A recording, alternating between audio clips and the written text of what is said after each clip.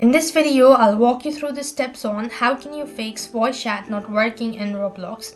If your voice chat isn't working in Roblox, then you could follow these steps in order to fix it. So here's what you need. First of all, you could go to Roblox and click on the gear icon. Next, you want to go to settings. Sometimes you might have enabled the privacy or restrictions. So that might be one of the reasons why you're unable to use the voice chat. So come to privacy and content. Then you want to go to communications, and here you want to select everyone. And next you also want to do the same thing for party and make sure that it's friends or everyone. Once you enable this, you want to refresh or restart and now try playing the game and see whether the voice chat has been enabled or not.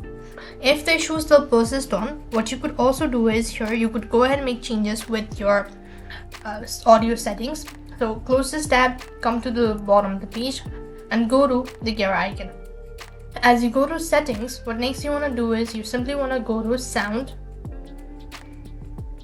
from the system. Here it is. You make sure that input and output audio has selected the exact device.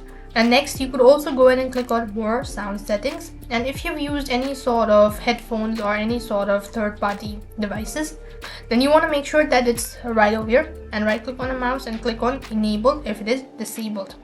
Likewise, you also want to go to sound and make sure to check the sound as well as the Windows default.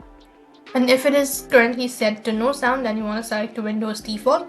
Click on apply and click the OK button. This is going to help you out to fix it. So if the issue still persists on, what you could also do is you could also try playing a different game. See whether the issue persists with a particular experience or whether it's an issue with the device itself.